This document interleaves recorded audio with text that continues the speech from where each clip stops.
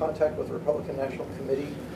Yeah, I went down and met with and talked with various special interest groups and leaders, and made the case that I was the best candidate.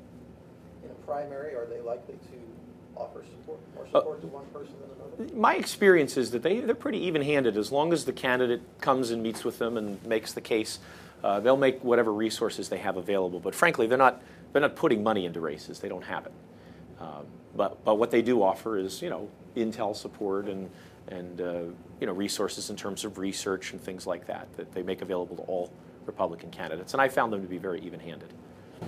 I guess to follow up on Rich's question, if you say in terms of the details on your positions aren't significantly different than those of your opponents, they're going to come in the room and they're going to say they're for fiscal responsibility, traditional American values, constitutionally limited government.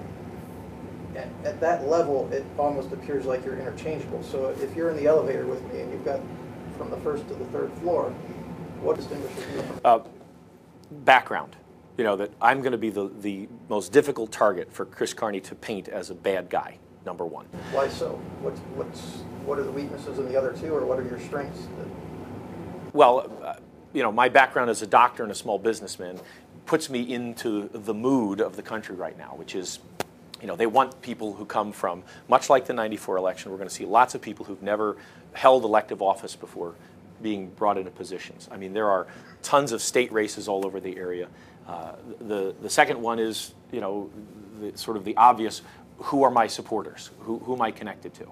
And I really don't have any connections that people could point to and say, oh, well, he's in this person's. My donations are all small donors from all over the district who say, this is the kind of guy that I want. And the third one is that you mentioned the details, and I would challenge that concept because I think that's where the distinction occurs. When I talk about limited government, I have a specific thing that I think we can do that I haven't heard my opponents talk about, and that's sunset provisions. It's a very simple concept. We use it in business all the time. We constantly reevaluate the success of a program, and we say, how is that program working for us? And if it is successful, then we move forward with it. If it's not, then we pull it, we try something different. Government doesn't do that. I went into a restaurant, a Chinese restaurant down in Williamsport when I was campaigning there the other day, and they have on the wall this big, huge employment poster. You've all seen it, right? And there's all these fine print things that they have to comply with. Well, some of those are very old and may have outlived their usefulness, but no one really looks at them to see. And so what I would recommend is that all regs be subject to a 5-year sunset. And this would be an institutional change in government that would force them to justify the burdens they're placing on the market and the burdens they're placing on individuals. So, for instance, HIPAA would reach a sunset point, and they would have to have congressional hearings and have another vote up or down on that program and say, is HIPAA working? Is it protecting patients' rights? How much is it costing? Are there more effective ways? And this would institutionalize the kind of business practices that the market forces us to engage in as business people. So that would be a detail on limited government that goes beyond just on the budget, on budgetary restraints. I specifically am proposing that we go back to 2007 budget year levels. That is a defined number, not just a general sort of, but that's a defined number. And we can move everything around within those numbers, but we stay with 2007 budget levels. And then what will happen is, with all other things being equal, by the year 2014, we will start to see surpluses, 164, 165 billion in 2014.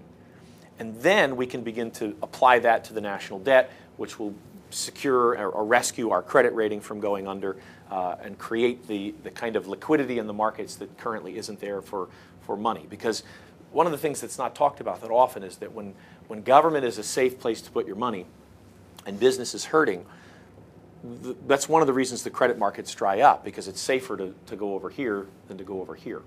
So we would change that. And I think we might have had to hold the stop button on the elevator to finish this.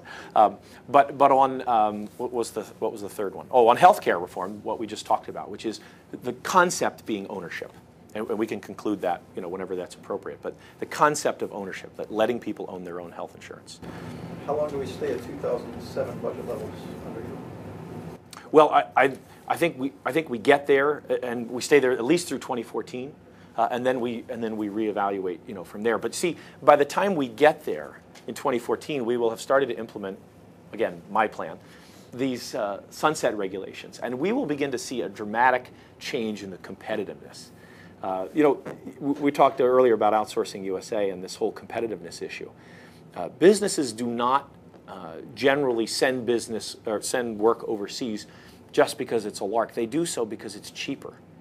And businesses function like people do. They make decisions based ultimately on the bottom line. They have to, because any business that isn't profitable doesn't create jobs, it doesn't provide services, it doesn't do anything.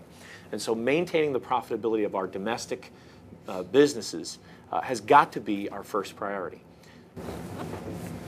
Your concept on sunsetting programs and provisions, is there a movement afoot elsewhere for that? Because if you're the lone guy that goes to Washington, D.C. and says, you're going to need a little support on that. Yeah, I mean, I'm not an original thinker. I'm just really good at borrowing, evaluating and borrowing good ideas. Yeah, there's a move, just like there is a move to repeal the healthcare legislation. There is a move to take this kind of sunset approach. How much money will you spend, will you need to raise, and will you spend on the primary? Probably $100,000 will be enough. I raised and spent that in my state Senate race, and that will probably, in this environment, be enough. Where are you right now? We're not where we need to be. That is our biggest challenge. The economy has really put the screws to a lot of people, and that has made it very, very difficult to raise the money. But we're adding to it every day, and we're working as hard as we can to make it a reality.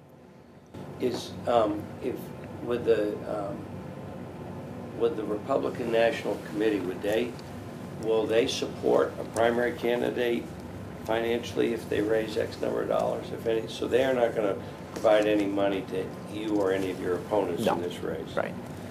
How about the Republican Party organization here in Luzerne County? They've been very supportive of all the candidates. They've been very even-handed. I've had good conversations and helpful resources made available from the county party, and that's true all across the district. What's the procedure there? Will they endorse one of the three? No. No, not. You've got a candidate forum coming up that they're putting on. Right, issues and eggs. So right. You'll all be at that. Right, and that's what I'm finding. One of the things that I think the party is doing better this time than they've done in the past is they are using their resources to create exposure opportunities for candidates, rather than trying to put their thumb on the scale. And I think that's an important party function for two reasons. One of the reasons the Republican Party performed so poorly in 2008 was that it was deeply divided, and that was because there was a deep sense of frustration on both sides, both the winning candidate and the losing candidate, that the process hadn't been fair and open. And I'm seeing a completely different attitude this time around. As a candidate, you have to file. Don't you have to file a financial report? I believe that's the 15th. We have to file a quarterly, and I believe that's due the 15th of this month.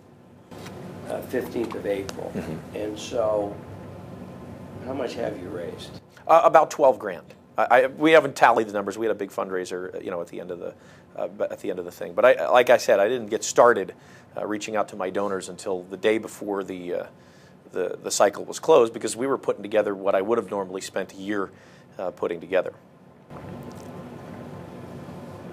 What do you think you'll report on the 15th?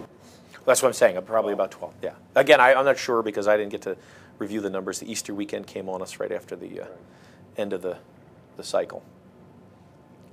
Plus, I was involved in that play, which took a lot of time. Restrictions on donations? Yes, $2,400 for an individual and $4,800 for a couple per cycle. So the primary would have that restriction, and then the general would have the same restriction. What about a personal nature? Are there individuals who say, I appreciate your supporting me, but I'd rather not accept this? I haven't had any, no. I mean, there might be some, but I haven't turned anybody down yet.